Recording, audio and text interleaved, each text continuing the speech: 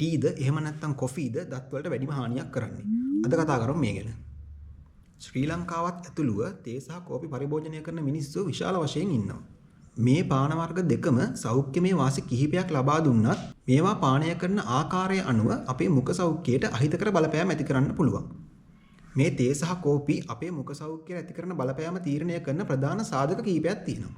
ඒවා තමයි ඒවායේ තියෙන රසායනික සංයුතිය, ආම්ලිකතාවය, ඒවායේ අඩංගු වර්ණක, ඒවායේ අන්තර්ගත සීනි ප්‍රමාණය, ඒ වගේම අපි ඒවා පානය කරන්න පුරුදු වෙලා තියෙන විදිය සහ මේ තේ සහ කෝපි පානය කරන වාර ගණන වගේ සාධක මත තමයි මේවායෙන් අපේ දත් වලට ඇතිවන බලපෑම තීරණය වෙන්නේ.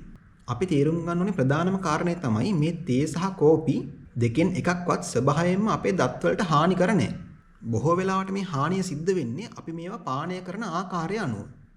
අපි මුලින්ම බලමු මේ තේ සහ කෝපි වල තියෙන්නේ මොනවද කියලා. ඒ කියන්නේ මේවායේ රසායනික සංයුතිය මොන වගේද කියලා. මේ තියෙන්නේ තේ වල අඩංගු ප්‍රධාන සංඝටක.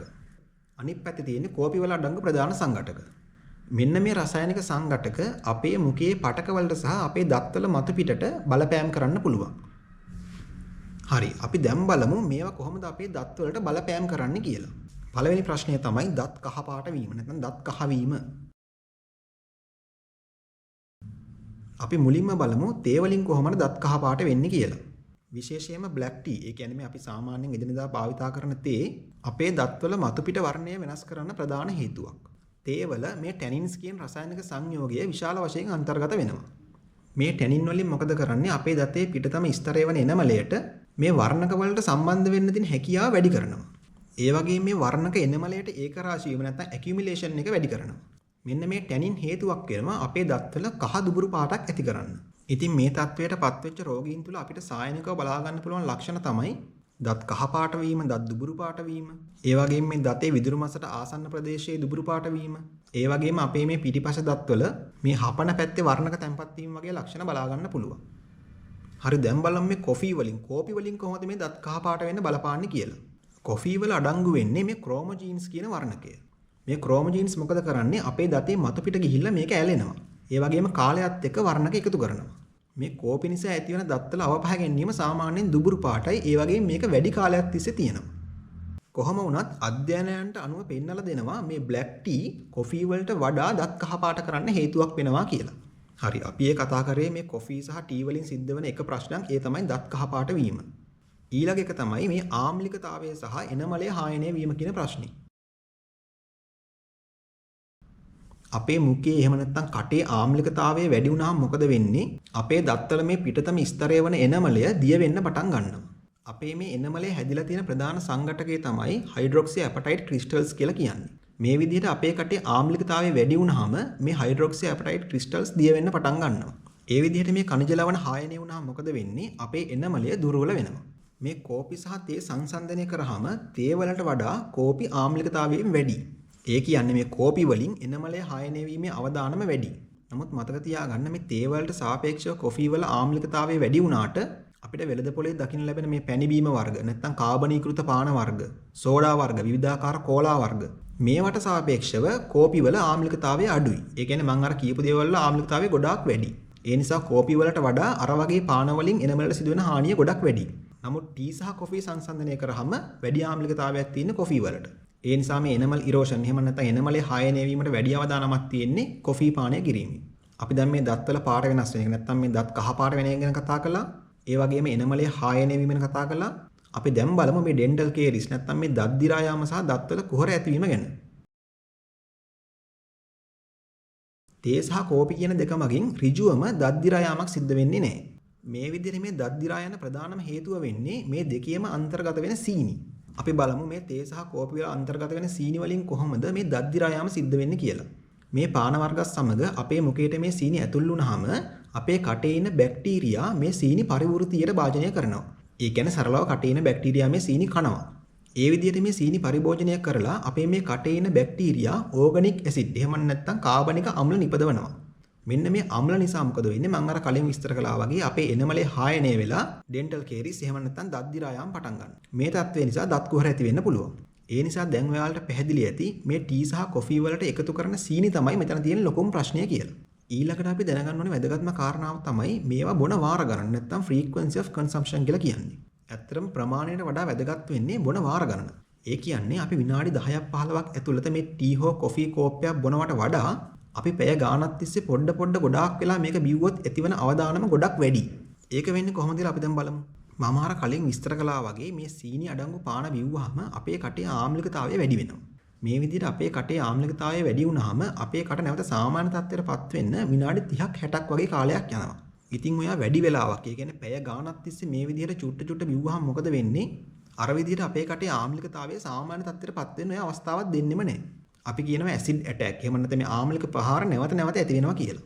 එතකොට අපේ එනමලේ දිගින් දිගටම හායන වීමක් තමයි සිද්ධ වෙන්නේ. එනමලේට යථා තත්ත්වයට නැවතපත් වෙන අවස්ථාවක් ලැබෙන්නේ නැහැ. මෙන්න මේ හේතුව නිසා දත් කුහර ඇතිවීමේ නැත්නම් දත් දිරා යාමේ අවදානම විශාල ලෙස වැඩි වෙනවා.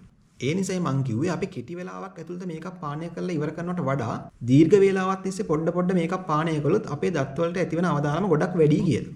ඊළඟට අපි බලමු මේ ටී හෝ කොෆි වලට කිරි එකතු කිරීමෙන් මොන වගේ බලපෑමක්ද ඇති වෙන්නේ කියලා. මේ කිරිවල ප්‍රධාන වශයෙන්ම අඩංගු වෙන්නේ කැල්සියම්, ෆොස්ෆේට් සහ කේසියම් ප්‍රෝටීන්ස්. මෙන්න මේ රසායනික සංඝටක වලින් මොකද වෙන්නේ? අපේ එනමලය ආරක්ෂා කරනවා. ඒ වගේම මේ පාන වර්ගවල තියෙන ආම්ලිකතාවය අඩු කරනවා. ඒ වගේම අපේ එනමලයට නැවත ඛනිජ භවණය වෙලා අපි කියනවා රීමිනරයිසේෂන් වෙලා නැවත යථා තත්ත්වයටපත් වෙන දින හැකියාව වැඩි කරනවා. නමුත් මතක තියාගන්න අපි සීනි අධික ප්‍රමාණයක් එකතු කළොත් මේ කිරි මගින් ලැබෙන වාසිය අපිට ලැබෙන්නේ නැහැ. ඊළඟට අපි බලමු මේ අයිස් කොෆි සහ වෙළඳ පොලේ තියෙන විවිධාකාර කෝපි වර්ග ගැන. ඔයාලා දන්නවනේ කැපචිනෝ කියයි ඇමරිකානෝ කියයි මේ වගේ විවිධාකාර නම් වලින් මේ වෙළඳ පොලේ කොෆි වර්ග බලා ගන්න පුළුවන්. මෙවැනි පාන වර්ගවල සීනි මට්ටම ඉතාම වැඩි. ඒ වගේම මේවයේ රසය වැඩි කරන්න විවිධාකාර ෆ්ලේවර්ඩ් එහෙම නැත්නම් මේ රසකාරක සිරප් වර්ග එකතු කරලා තමයි තියෙන්නේ. සමහර වෙලාවට මේවයේ සීනි මට්ටම මම අර කලින් කියපු සෝඩා වර්ග, කෝලා වර්ග වලටත් වඩා ඉතාම වැඩි. ඒ නිසා මේ අයිස් කොෆි සහ වෙළඳ පොලේ තියෙන විවිධාකාර කොෆි වර්ග වලින් අපේ දත් වලට ඇතිවන අවදානම ගොඩක් වැඩි. ඒ වගේම මේ ටී වර්ගය අනුව ඇතිවන බලපෑම මොන වගේද කියලාත් අපි බලමු. වෙළඳ පොලේ ගත්තාම අපිට සාමාන්‍යයෙන් black T, green T, herbal T වගේ බලා ගන්න පුළුවන්. මම මේ වයින් ඇතිවෙන බලපෑම් මේ වගේ වගුවකින් පෙන්නන්නම්.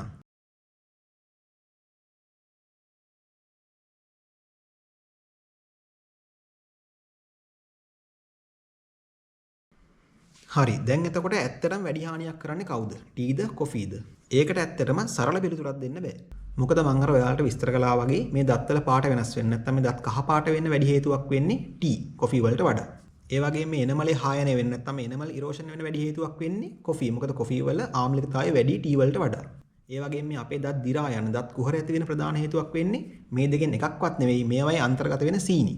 දැන් ඔයාලටම තේරෙනවා ඇති මේකට වඩා මේක හොඳයි කියලා තනි උත්තරයක් දෙන්න බැරි හේතුව. නමුත් අපිට සමස්තයක් වශයෙන් පොදුවේ දෙන්න පුළුවන් අවවාදය තමයි මේ දෙකෙන් මොක බිව්වත් සීනි මට්ටම අවම කරන්න ඕනේ. ඒ වගේම මේක පැය ගාණක් තිස්සේ බිබී ඉන්න එපා. නැත්තම් මුළු දවසේම බිබී ඉන්න එපා.